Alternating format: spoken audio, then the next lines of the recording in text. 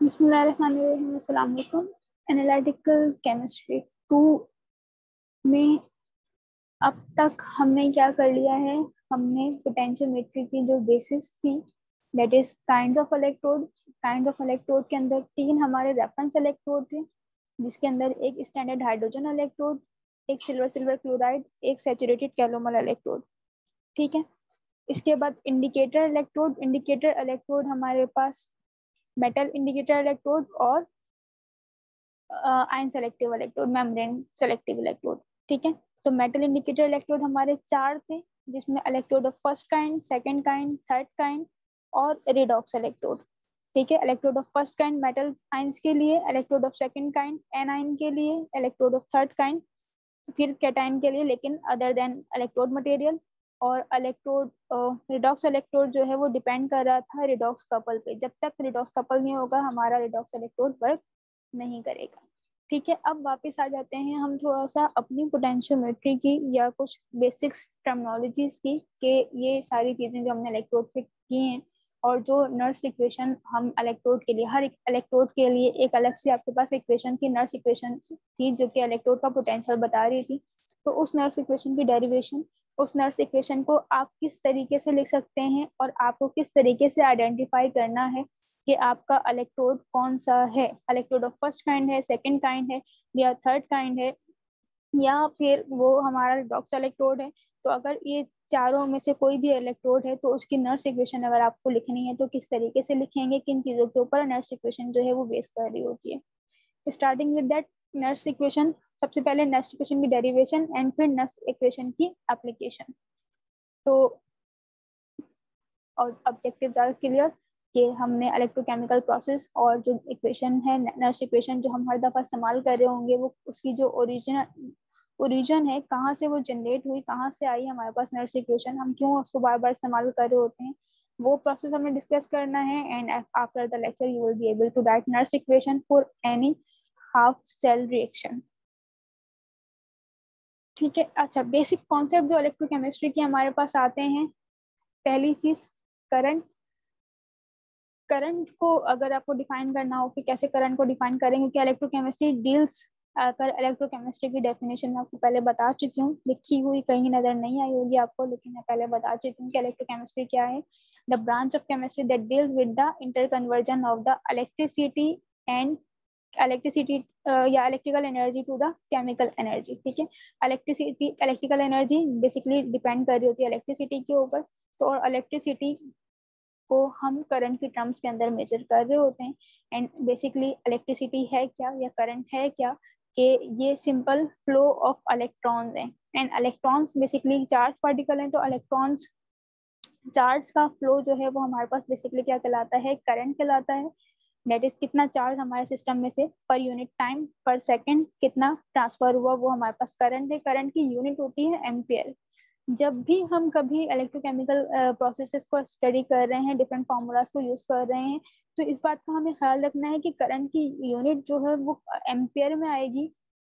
ठीक है। Milli ampere में अगर हमारे पास करंट मौजूद है, माइक्रो एम्पियर में करंट मौजूद है, तो उसको हमें कन्वर्ट करना होगा एम्पियर के अंदर। ठीक है। एंड कूलम पर सेकंड क्यों कहा गया है, ampere is equal to coulomb per second, that is charge पर सेकंड, कितना चार्ज फ्लो हो रहा है। फिर ओहम्स लॉ भी हम यूज कर रहे होते हैं इलेक्ट्रिसिटी के अंदर, इलेक्ट्रोकेमिस्ट्री के अंदर, के ओहम्स लॉ तो सबको याद होगा, V is equal to I R, जो हम हमेशा कर रहे होते हैं कि current is directly proportional to the potential difference and E is equal to I R. यहाँ पे क्योंकि हम पोटेंशियल को E से रिप्रेजेंट कर रहे होते हैं। यूनिट पोटेंशियल की वोल्ट है, मिली वोल्ट नहीं है, लेकिन अगर हम कोई कैलकुलेशन नहीं कर रहे तो हम मिली वोल्ट शो कर सकते हैं। लेकिन मोस्टली हम जब भी हम पोटेंशियल को इस्तेमाल करेंगे तो हम वहाँ पर भी हमारा आंसर जो है वो वोल्ट्स में ही आएगा। ठीक है। कन्वर्जन करनी पड़ेगी। रेजिस्टेंस को हम ओहम में मेजर कर रहे होते हैं। ये इनके यूनिट्स हैं जिनकी सिग्निफिकेंस है। चार्ज, इलेक्ट्रिकल चार्ज को मेजर किया जाता है कूलम के अंदर, ये इसकी यूनिट है। टाइम की यूनिट सेकंड है। कभी भी अगर आपको मिनट दिए हुए हैं, घंटे दिए हुए हैं, कहीं पर भी इलेक्ट्रोकेमिस्ट्री के अंदर, you can not use them as it is, you have to convert time into second. 1 minute में कितने सेकंड होते हैं 60। तो जब भी मिनट में हो आपने 60 से मल्टीप्लाई करना है, जब भी आवर्स में हो आपने 60 को 2 दफा मल्टीप्लाई करना है, 2 दफा 60 से मल्टीप्लाई करना है, आपका टाइम आ जाएगा सेकंड्स के अंदर। अच्छा, एक सिंगल इलेक्ट्रॉन, क्योंकि अब हमारे सिस्टम में से करंट फ्लो हो रहा होता है या चार्ज फ्लो हो रहा होता है इन terms of the electron, electron flow कर रहे हैं हमारे सिस्टम में से, इलेक्ट्रिकल सर्किट है, कोई इलेक्ट्रोकेमिकल सेल ही है, उसके अंदर से अगर हमारा चार्ज फ्लो हो रहा है दैट इज उसमें से करंट फ्लो हो रहा है। और चार्ज क्यों फ्लो हो रहा है, क्योंकि उसमें से इलेक्ट्रॉन मूव कर रहे हैं। तो अगर एक सिंगल इलेक्ट्रॉन की बात की जाए तो एक सिंगल इलेक्ट्रॉन के ऊपर जो चार्ज होता है वो हमारे पास 1.602 एक्सपोनेंट माइनस 19 कूलम का एक सिंगल इलेक्ट्रॉन के ऊपर चार्ज होता है। और 1 मोल की अगर हम बात करें, 1 मोल ऑफ द इलेक्ट्रॉन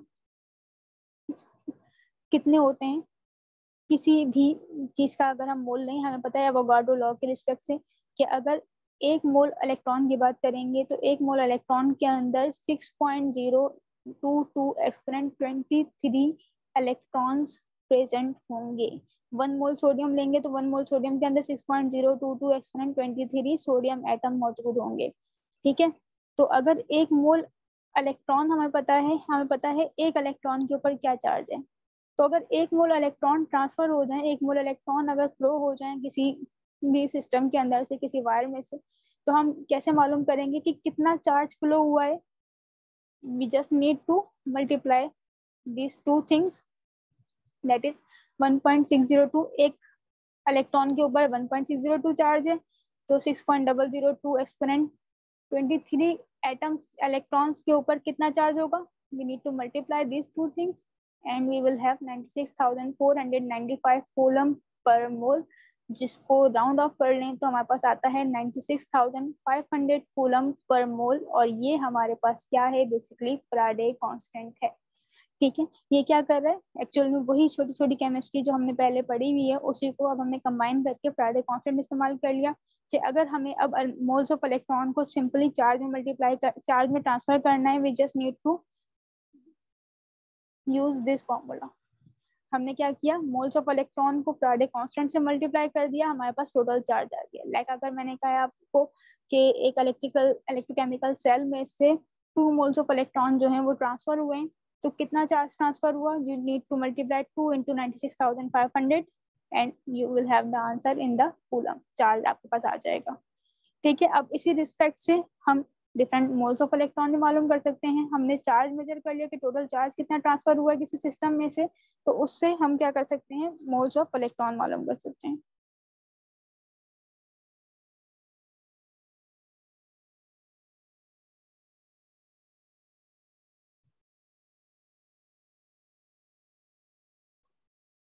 ठीक है, अच्छा यही बात जो है बेसिस है फैराडे लॉ ऑफ इलेक्ट्रोलिसिस की। क्योंकि जब इलेक्ट्रोलिसिस होती है इलेक्ट्रोकेमिकल सेल के अंदर, कोई भी इलेक्ट्रोकेमिकल रिएक्शन हो रहा होता है, तो जो भी हमारी इलेक्ट्रिसिटी उसमें से पास आउट होगी, चार्ज ट्रांसफर होगा, कुछ इलेक्ट्रॉन गेन होंगे, कुछ इलेक्ट्रॉन लूज होंगे। ठीक है, तो जितने इलेक्ट्रॉन फ्लो हुए हमारे सेल के अंदर से, वो फ्लो ऑफ इलेक्ट्रॉन या वो जो क्वांटिटी ऑफ द चार्ज है वो डिपेंड करेगा किसके ऊपर, कितना अमाउंट हमारे ऊपर जनरेट हुआ। जिस तरीके से लास्ट टाइम हमने एग्जांपल कंसीडर की थी जिंक एंड सिल्वर की, तो अगर हमें पता हो कि हमारे इलेक्ट्रोकेमिकल सेल में से कितना चार्ज ट्रांसफर हुआ है, तो हम ये बता सकेंगे कि हमारे सिल्वर आयंस, ठीक है, जो सॉल्यूशन के अंदर मौजूद थे कैथोड के अंदर, उनमें से कितने सिल्वर आयंस हैं जो कि हमारे इलेक्ट्रोड के ऊपर डिपॉजिट हुए होंगे। ये इलेक्ट्रोलिसिस की बात हो रही है यहाँ पर। ठीक है, ये बेसिस है हमारे इलेक्ट्रोकेमिस्ट्री की, इलेक्ट्रोलिसिस हो रही है यहाँ पर कि चार्ज सिस्टम में से जिंक और सिल्वर के अंदर से अगर हमारे सिस्टम में से क्या हो, करंट फ्लो होना स्टार्ट हो जाए, तो ऐसी सूरत में हम चार्ज मेजर अगर हमने कर लिया तो हमें मालूम कर सकते हैं कि टोटल कितना सिल्वर आयन जो है इलेक्ट्रोड के ऊपर डिपॉजिट हुआ होगा। ठीक है, तो ये बेसिक क्या है, फैराडे लॉ ऑफ इलेक्ट्रोलिसिस है। इसके हम कुछ न्यूमेरिकल इंशाल्लाह नेक्स्ट फ्यू क्लासेस के अंदर हम कर लेंगे। ठीक है, अच्छा, अब ओहम्स लॉ कंसीडर कर लिया, इसकी सारी हमने यूनिट भी कंसीडर कर ली। अच्छा, Ohm's law, current that is potential difference is equal to current flowing and product of the current and the resistance. इसी तरीके से ओहम्स लॉ को हम थोड़ा सा डिफाइन कर सकते हैं कि करंट जो है बेसिकली क्या हो रहा होता है, करंट डायरेक्टली प्रोपोर्शनल है पोटेंशियल डिफरेंस के। किसी भी इलेक्ट्रोकेमिकल सेल के अंदर जो पोटेंशियल डिफरेंस जनरेट हो रहा है, इसी पोटेंशियल डिफरेंस की वजह से करंट फ्लो होता है। ठीक है, अगर आपसे पूछा जाए करंट क्यों फ्लो होता है किसी भी सेल में से, या आपको जो करंट लगता है, हमें जो करंट लगता है वो क्यों लगता है, पोटेंशियल की वजह से लगता है तो करंट की वजह से लगता है, तो उसका आंसर आपके पास होता है पोटेंशियल की वजह से। पोटेंशियल डिफरेंस वो ड्राइविंग फोर्स है जिसकी वजह से इलेक्ट्रोकेमिकल सेल के अंदर जो है करंट फ्लो हो रहा होता है उस पोटेंशियल डिफरेंस को कम करने के लिए। जस्ट लाइक कि आपने रिमोट की सेल आपने डाले, तो रिमोट के सेल क्या कर रहे हैं, वो उसको पोटेंशियल डिफरेंस प्रोवाइड कर रहे हैं जिसकी वजह से उसके अंदर करंट फ्लो हो रहा है। जैसे जैसे टाइम गुजरता जाता है उसका जो पोटेंशियल डिफरेंस जनरेट हुआ था वो केमिकल रिएक्शन होता जा रहा है, एंड केमिकल रिएक्शन की वजह से पोटेंशियल डिफरेंस कम से कम होता जाता है, और फिर आप कहते हैं कि सेल जो है हमारे पास क्या हो गए, वो वीक हो गए। तो कम पोटेंशियल डिफरेंस होगा, करंट की क्वांटिटी कम हो जाएगी, ज्यादा पोटेंशियल डिफरेंस होगा, करंट की क्वांटिटी ज्यादा होगी। तो करंट डायरेक्टली प्रोपोर्शनल है हमारे पोटेंशियल डिफरेंस के साथ, और इनवर्सली प्रोपोर्शनल है रेजिस्टेंस के साथ। रेजिस्टेंस क्या है, जो इलेक्ट्रॉन के फ्लो में जो रुकावट है हमारी, रेजिस्टेंस है हमारे इलेक्ट्रोकेमिकल सेल की, उसके जितनी ज्यादा रेजिस्टेंस होगी उतना कम करंट फ्लो होगा। अच्छा, इसी चीज को या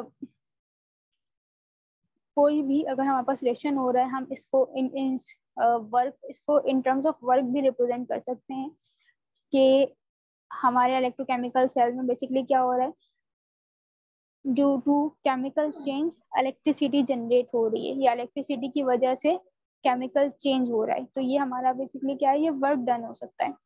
ठीक है, तो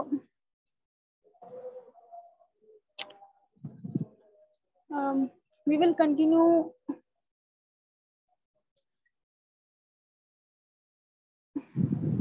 आफ्टर अजान। ठीक है,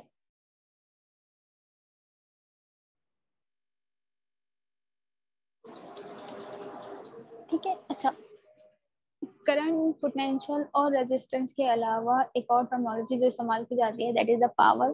के ये हम कह सकते हैं कि हमारे पास लाइक नॉर्मली हम इलेक्ट्रिकल बल्ब वगैरह इस्तेमाल कर रहे होते हैं, हम कहते हैं कि इसकी पावर जो है हाई है या लो है, उस रिस्पेक्ट से भी हम पावर को कंसीडर कर रहे होते हैं। अदरवाइज ये पावर आपने कंसीडर की होगी जब आपने इलेक्ट्रिकल सर्किट वगैरह कंसीडर किए हैं in second year of your physics.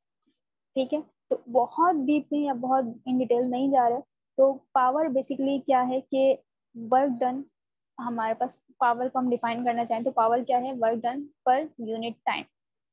और वर्क डन हमारे पास एक तो थर्मोकेमिस्ट्री के अंदर होता है, ठीक है, थर्मोडायनामिक वर्क डन। यहाँ पे हम इलेक्ट्रिकल वर्क डन की बात कर रहे हैं, तो इलेक्ट्रिकल वर्क डन जो है हमारे पास इक्वलेंट होता है पोटेंशियल इनटू चार्ज।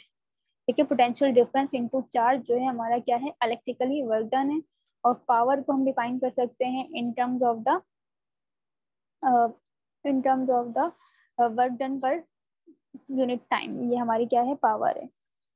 इस रिस्पेक्ट से भी हम इक्वेशन को अगर ड्राइव करना चाहें तो हमारे पास क्या आएगा, पोटेंशियल डिफरेंस और Q upon S। Q basically क्या है, चार्ज पर सेकंड। तो चार्ज पर सेकंड अगेन ये हमारे पास क्या आ गया, ये हमारे पास इक्वल आ गया करंट के। पावर को हम ऐसे भी लिख सकते हैं, पावर को हम E अप इंटू आई भी लिख सकते हैं, और I की जगह पर अगेन हम क्या कर सकते हैं, E और R लिखकर पावर को हम ई स्क्वायर अपॉन आर भी लिख सकते हैं। ठीक है, तो ये तमाम एक्सप्रेशन जो है हमारे पास पावर के लिए इस्तेमाल किए जा रहे होते हैं। बेसिकली हमें यहाँ पे वर्क डन को कंसीडर करना है कि इलेक्ट्रिकली वर्क डन जो हमारे पास होता है वो that is equivalent to the E into Q. ठीक है, कि कितने पोटेंशियल डिफरेंस से कितना चार्ज हमारे पास ट्रांसफर हो रहा है, ये हमारे पास क्या है, इलेक्ट्रिकल वर्क डन। अच्छा, वर्क डन जब हम कर रहे हैं, ठीक है, तो वर्क डन बेसिकली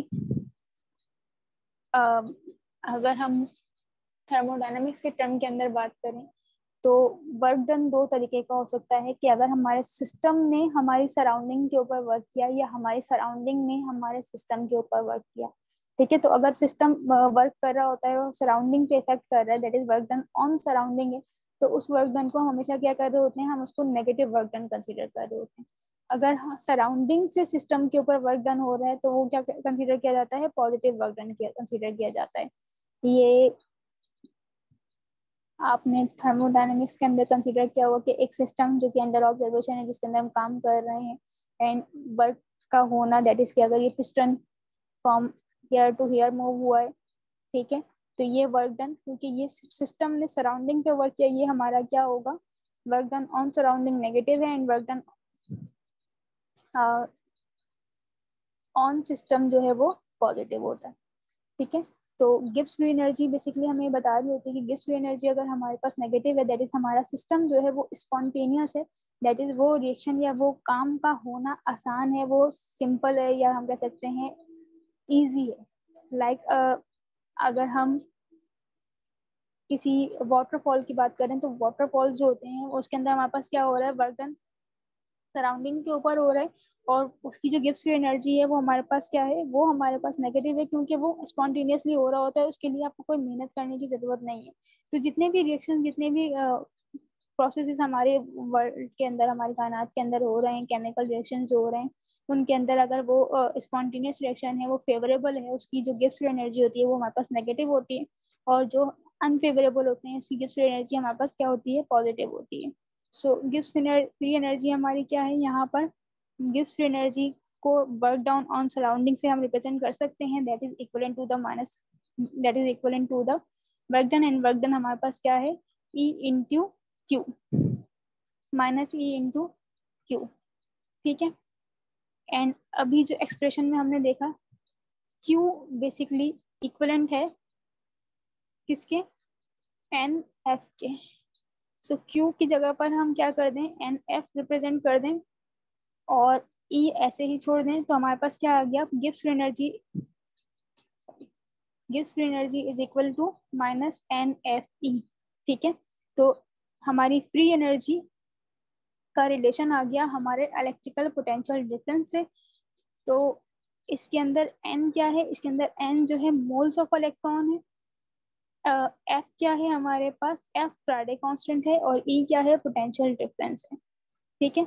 अब इस गिव्स फ्री एनर्जी को हम यूज कर रहे होते हैं for derivation of the Nernst equation. Nernst equation basically क्या है, हमने जब इलेक्ट्रोकेमिकल सेल की या हाफ सेल की बात की थी, तो हाफ सेल के अंदर हम इक्विलिब्रियम को स्टडी कर रहे हैं कि इक्विलिब्रियम भी जो जनरेट हो रहा है वो किस बेसिस के ऊपर हो रहा है, कि क्या टेंडेंसी है हमारे रिएक्शन की, हमारे मेटल की ऑक्सीडाइज होने की और रिड्यूस होने की। तो उस इक्विलिब्रियम के ऊपर हमारा ये पोटेंशियल डिफरेंस वगैरह डिपेंड कर रहा होता है। सो अगर हम कंसीडर करें एक सिंपल सा रिडॉक्स रिएक्शन, हम कंसीडर करें कि रिडॉक्स रिएक्शन क्या है, जिसके अंदर हमारे पास ए बी के साथ रिएक्ट करके इन दोनों में से कोई एक ऑक्सीडाइज फॉर्म होगी, कोई एक रिड्यूस फॉर्म होगी, एक की ऑक्सीडेशन हो रही होगी और एक की रिडक्शन हो रही होगी, ठीक है। दोनों ने आपस में क्या किया, रिएक्ट किया, और हमारे पास क्या हुआ, प्रोडक्ट जनरेट हो गई। अब ये रिएक्शन हो सकता है आयरन 2 एंड सीरियम 4 का हो, ठीक है। या भी जनरल इक्वेशन हमारे पास लिखी हुई कि ए मोल्स ऑफ ए ने small B moles of the B react किया, और C moles of C and D mole of D हमारे पास जनरेट हुआ है, एक जर्नल हमने रिएक्शन को कंसीडर कर लिया। अब इस रिएक्शन के अंदर जो फ्री एनर्जी चेंज है, जो कि हमारा एनर्जी चेंज, जब जाहिर सी बात है एक रिएक्शन से प्रोडक्ट में हमारे पास जनरेशन कन्वर्जन होती है, तो उस प्रोसेस के अंदर कुछ एनर्जी या तो रिलीज होती है, कुछ एनर्जी हमारे पास एब्जॉर्ब होती है। दैट इज कि अगर हमारे पास कोई इनिशियली बॉन्ड्स हैं, तो बॉन्ड्स ब्रेक हो रहे हैं तो एनर्जी एब्जॉर्ब होगी, बॉन्ड्स फॉर्म हो रहे हैं तो एनर्जी रिलीज होगी, and then overall free energy जितनी भी जिसकी जो चेंज हो रही है उसको हम डिफाइन कर सकते हैं इस तरीके से कि जो फ्री एनर्जी चेंज है that is equivalent to the gives free energy under standard condition plus RTLNQ। R gas constant है, T टेम्परेचर है, और Q क्या है, ये रिएक्शन कोशेंट है। रिएक्शन कोशेंट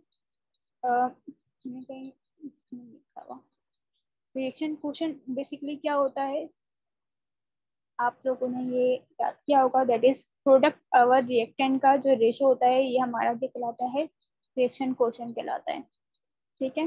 लाइक दिस, सी की पावर सी जो कि नंबर ऑफ मोल्स होते हैं, एंड डी की पावर स्मॉल डी से आएगा, ये हमारे पास क्या है, प्रोडक्ट हो गई। एंड रिएक्टेंट क्या है हमारे पास, ए और बी था, तो ये रिएक्टेंट, ये बेसिकली हमारे पास क्या है, क्यू इसके इक्वलेंट है। और अगर हमारे सिस्टम के अंदर इक्विलिब्रियम जनरेट हो जाए तो यही रिएक्शन क्वोशिएंट जो है वो क्या कहलाता है, वो इक्विलिब्रियम कांस्टेंट कहला रहा होता है। ठीक है, सो ये हमारे पास गिब्स फ्री एनर्जी का चेंज आ गया।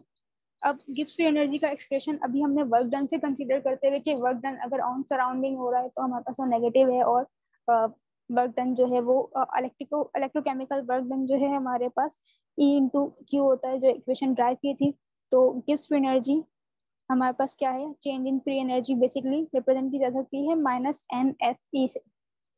और Gibbs free energy under standard condition, मतलब अगर हम टेम्परेचर एंड बाकी तमाम चीजें हम बिल्कुल स्टैंडर्ड कंडीशन में रखें, हर केमिकल स्पीशीज की जो एक्टिविटी है वो इक्वल टू 1 हो, तो अंडर स्टैंडर्ड कंडीशन जो गिब्स फ्री एनर्जी होगी उसको हमने डेल्टा जी नॉट से रिप्रेजेंट किया हुआ है। तो यहाँ पे भी NF तो क्योंकि कांस्टेंट है, E0 से हमारे पास क्या होगा, under standard condition standard reduction potential पर डिपेंड करेगी स्टैंडर्ड गिब्स फ्री एनर्जी। ठीक है, तो ये दोनों वैल्यूज हमने क्या कर दी, हमने यहाँ पे रिप्लेस कर दी। अब ये इक्वेशन हमारे पास बन गई। इस पूरी इक्वेशन को हमने क्या किया, -NF से डिवाइड कर दिया। ठीक है, इसको अगर हम -NF से डिवाइड करते हैं पूरी इक्वेशन को, सो हमारे पास क्या होता है, -NF से -NF कैंसिल आउट हो जाएगा, यहाँ पे भी -NF से -NF कैंसिल आउट हो जाएगा, लेकिन यहाँ प्लस और माइनस आपस में मिलके क्या हो जाएंगे, माइनस हो जाएंगे, और ये NF ऐसे ही रह जाएगा। सो इक्वेशन हमारे पास क्या बनेगी, E is equal to E0 minus RT NF LN Q ये हमारे पास मौजूद है। अच्छा, LN को अगर हमें कन्वर्ट करना हो लॉग के अंदर तो हम क्या कर रहे होते हैं, हम मल्टीप्लाई करते हैं, that is 1 LN is equal to 2.303 log के। ठीक है,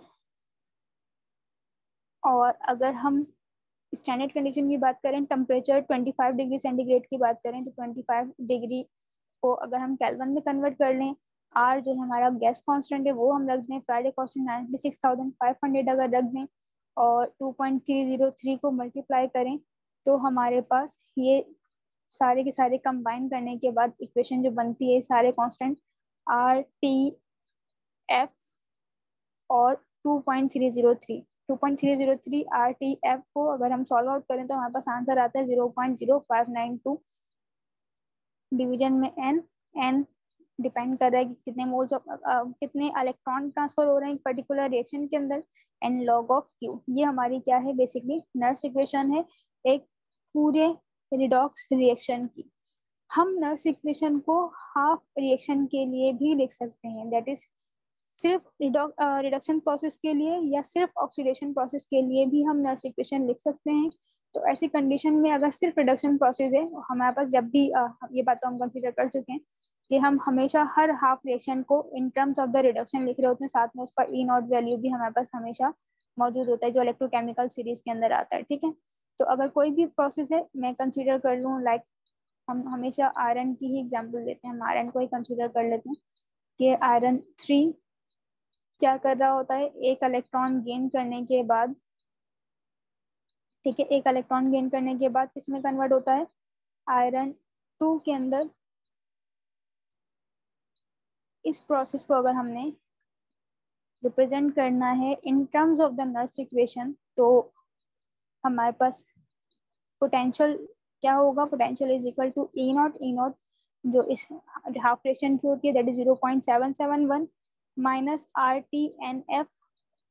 n यहाँ पे क्या होगा, नंबर ऑफ इलेक्ट्रॉन, एक इलेक्ट्रॉन है, ठीक है, n1 होगा। ln reduced upon oxidize form. ठीक है, रिड्यूस फॉर्म क्या है, जो हमारे पास जब भी नॉर्मल हमने इलेक्ट्रोकेमिकल सीरीज की रिस्पेक्ट से या इन terms of standard reduction potential अगर रिप्रेजेंट किया हुआ है तो हमेशा प्रोडक्ट हमने ऊपर लिखनी है, अदरवाइज हम आइडेंटिफाई कर सकते हैं इसकी ऑक्सीडेशन स्टेट +2 है, इसकी ऑक्सीडेशन स्टेट +3 है, तो Fe2 हमारे पास ये की रिड्यूस फॉर्म है, ये हमारे पास ऊपर आएगा, और Fe3 जो है हमारे पास नीचे आएगा। ठीक है, ये 3 पॉजिटिव और ये 2 पॉजिटिव, ठीक है। अगर साथ में यहाँ पर लेट सपोज अगर 2 होता और लेट सपोज यहाँ 3 होता, ठीक है, ये होता नहीं है, मैं जस्ट बता रही हूँ। अगर यहाँ 2 और 3 होता तो हमारे पास क्या होता, हम सिर्फ डायरेक्टली Rn2 और Rn3 नहीं लिखते, बल्कि मैं यहाँ पे 4 लिख देती हूँ, कहीं कंफ्यूज ना होते, ये 4 और ये 5, ठीक है। अगर यहाँ 4 होता यहाँ 5 होता तो हम क्या लिखते, हम यहाँ पे लिखते इसकी पावर में 4 लिखते और इसकी पावर में 5 लिखते, ठीक है। कोई और केमिकल या कोई और रिडक्शन प्रोसेस लाइक हाइड्रोजन के अंदर ही क्योंकि 2 हाइड्रोजन आयन जो हैं वो एक हाइड्रोजन गैस बना रहे होते हैं, तो ऐसी कंडीशन के अंदर हाइड्रोजन के ऊपर हमने पावर लगानी होगी, ठीक है। तो जिस तरीके से इक्विलिब्रियम कांस्टेंट के अंदर हम लगाते हैं, अदरवाइज Rn के अंदर यहाँ पर ये नहीं होता,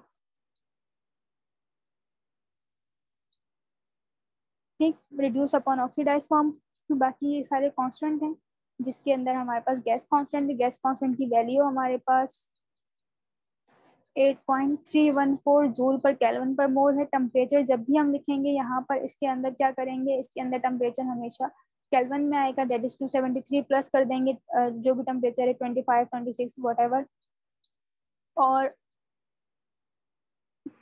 फ्राइडे कांस्टेंट हमारा वही 96,500 हम इस्तेमाल कर सकते हैं।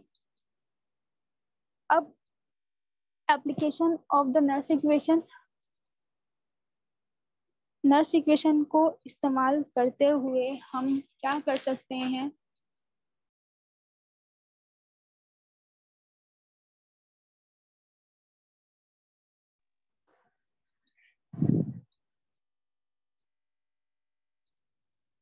अच्छा जी, अब हमारे पास एक इलेक्ट्रोकेमिकल सेल आ गया, ठीक है।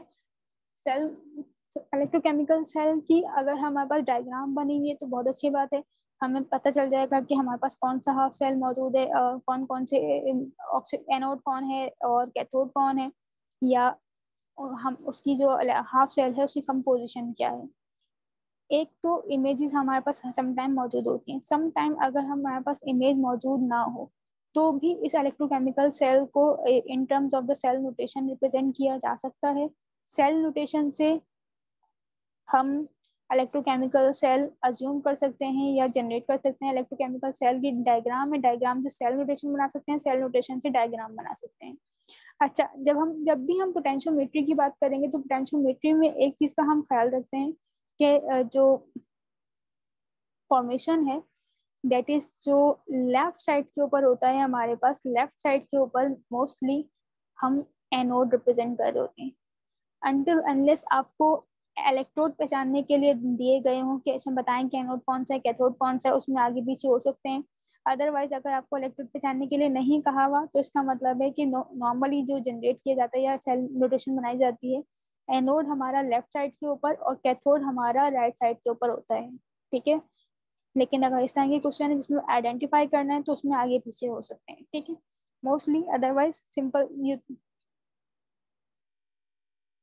हम इस तरीके से बनाते हैं।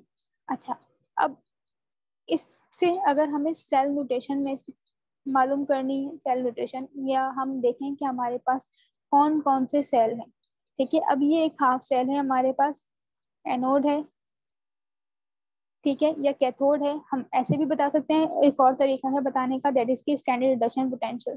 तो स्टैंडर्ड रिडक्शन पोटेंशियल हमारे पास गिवन है, कॉपर का 0.337 है, सिल्वर का 0.799, ठीक है। अच्छा, सबसे पहले हमें इलेक्ट्रोड पहचानना है, इलेक्ट्रोड किस काइंड का है, काइंड ऑफ इलेक्ट्रोड हम पढ़ चुके हैं।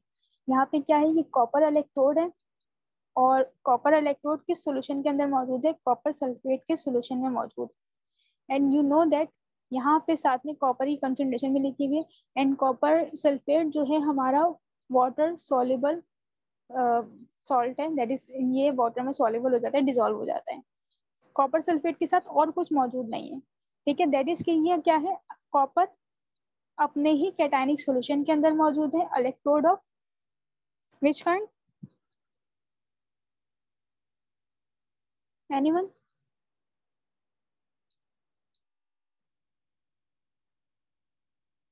It is electrode of first kind.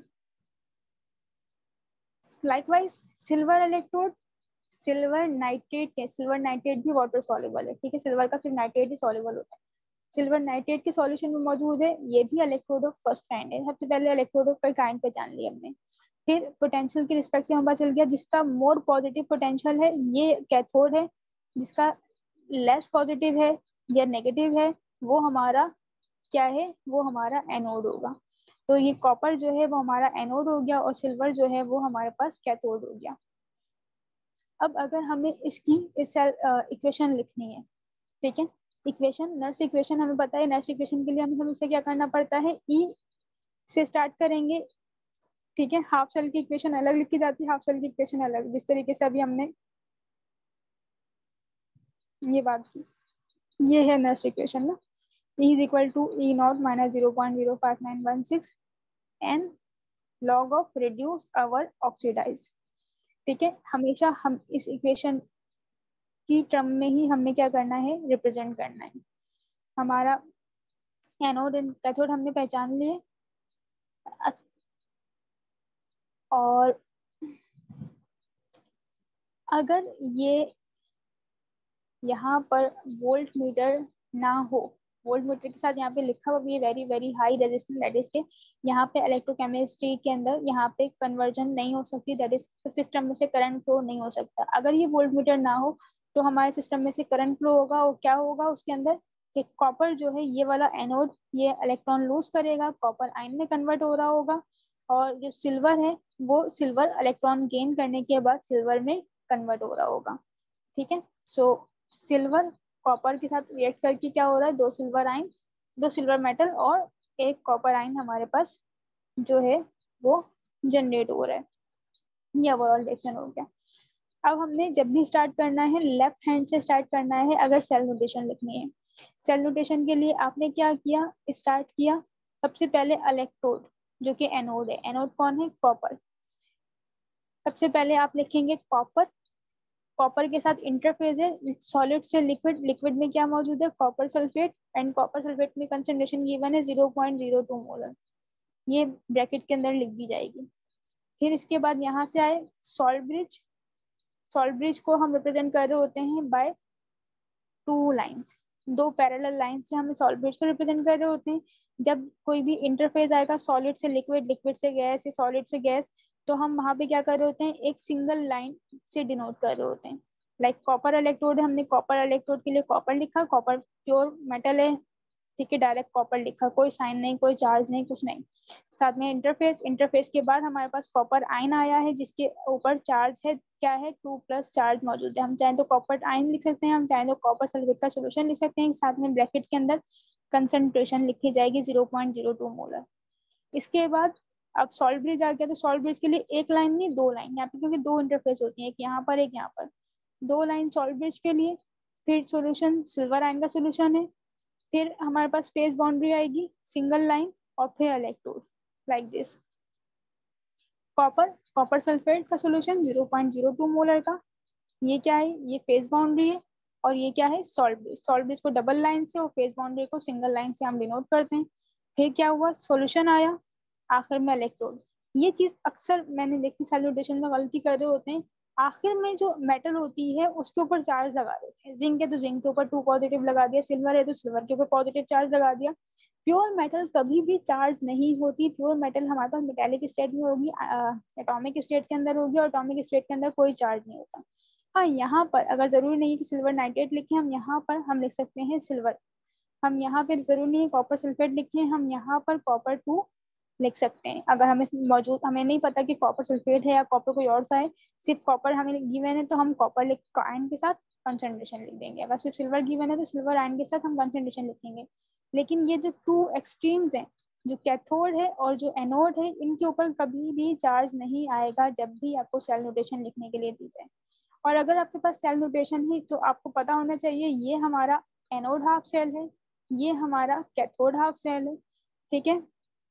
अगर एनोड है तो हो सकता है समटाइम वो रेफरेंस इलेक्ट्रोड हो, लेकिन यहाँ पे रेफरेंस इलेक्ट्रोड नहीं है, इलेक्ट्रोड ऑफ फर्स्ट काइंड है। कैसे पहचाना, अपना ही मेटल, वही मेटल अपने ही कैटायन में मौजूद है, ठीक है, वही मेटल अपने ही कैटायन में मौजूद है, ठीक है। ये हमारा क्या हो गया, ये हमारा एनोड है, ये हमारा कैथोड है। अच्छा, अब रिजॉइन करें तो इनकी फिर हम सेल नोटेशन लिखना सीखते हैं।